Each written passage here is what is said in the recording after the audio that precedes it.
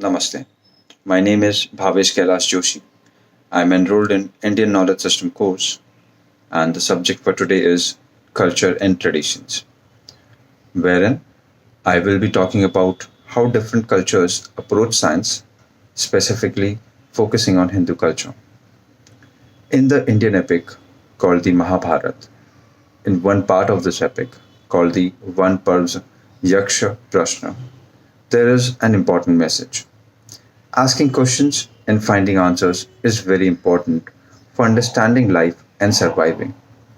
The story shows that if you ignore questions, life can be very hard.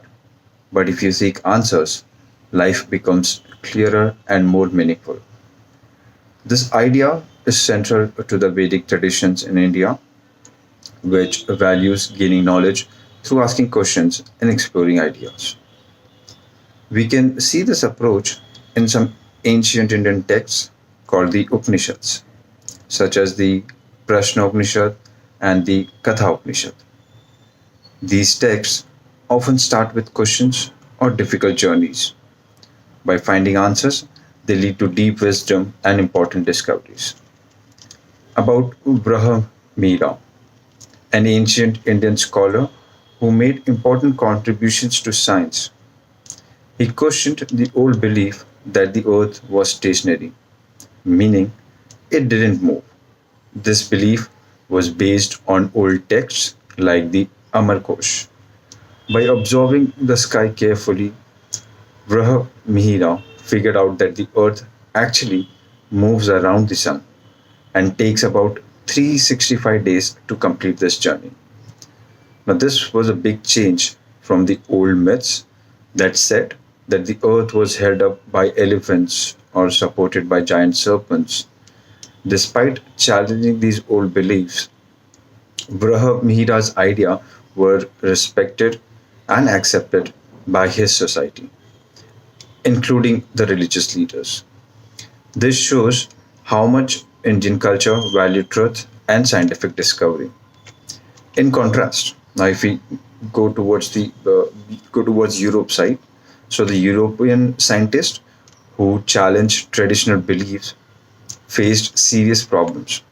For example, Galileo Galilei, Nicholas Copernicus, and Giordano Bruno all faced harsh treatment. Galileo was, in fact, he was forced to take back his discoveries. Copernicus was not acknowledged until after his death, and Bruno was executed. These scientists' ideas went against church's teachings, which caused them a lot of trouble. This highlights a big difference in how scientific ideas were accepted in Europe compared to India.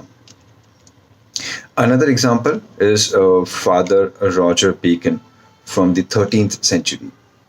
He invented eyeglasses and wrote a book about vision. However, the church accused him of blasphemy, which means speaking against religious beliefs, and he was sentenced to 14 years of hard labor.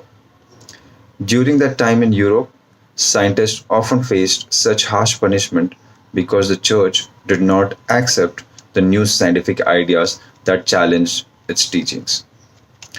Now, if we talk about the Islamic world, there is a belief that it is less supportive of scientific inquiry.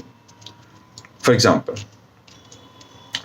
there was a recent news a story about Abdali Lakhani, who wanted to donate his body to science after he died. Although he filled out the necessary forms and made his wish known to the world, religious leaders of their community did not approve. They said that the body should be buried according to Islamic traditions. This shows a cautious approach to science in some Islamic traditions.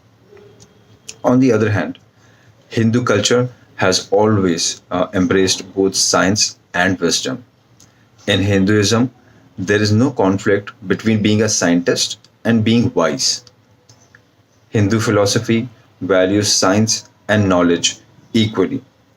So, So, to sum it up, in Hindu culture, you don't have to choose between science and faith, they can go hand in hand. Namaste.